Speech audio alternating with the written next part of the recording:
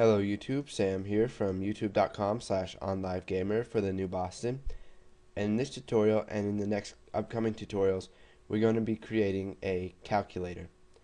So let's go ahead and get started by making a new project.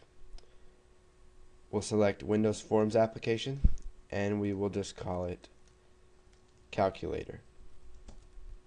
And we'll wait for that to load. Now let's go ahead and add some stuff to our form. So we'll open up our toolbox. We will add 3 text boxes. And for the third text box, we are going to set read only equal to true. So read only is now equal to true. And we'll go ahead and set the names for these. So the first one is going to be text num1.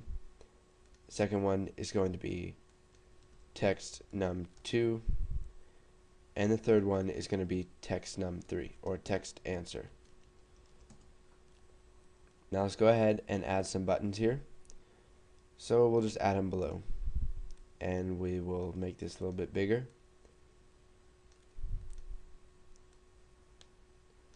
Okay, so here's our add button. We'll add a subtract. We'll add a power.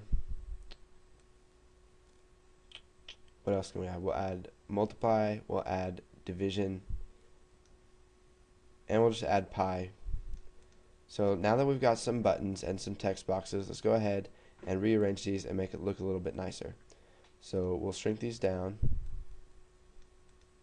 and you can see here that lines show up whenever we want to shrink them down, and this is what Visual Basic does to help you make your forms and controls look a little bit nicer. So let's go ahead and set the name of this one to button add. We'll hit enter. We will have button subtract, button divide, button multiply, and instead of power for this one, let's just do button modulus. And for this one, we will do button pi. So now let's go ahead and set the text value for each of these. So the first one's just going to be add. This one will be subtract. And this one will be divide. Multiply. Modulus, and pi. So now let's add some labels so the user knows what these boxes are for. So we will just select all of these and drag them down some. We'll drag this down and this down with it.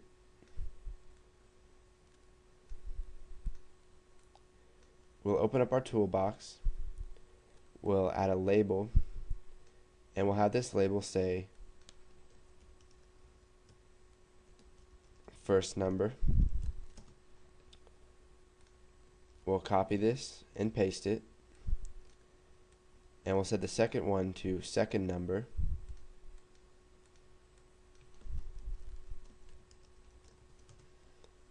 And we'll set the third one to answer.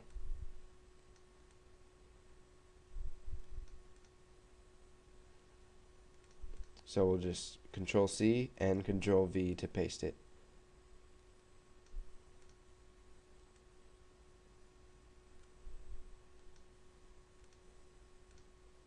So for this one, we'll just type answer. Okay, so now I'll just create click events for each one of these.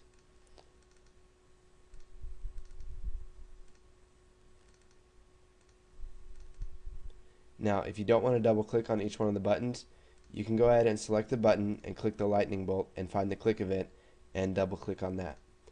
So now that you've got your form initialized and you know what it looks like, you don't have to make it look exactly like mine, but go ahead and once you've made that, move on to the next tutorial and we'll start putting in the code for this.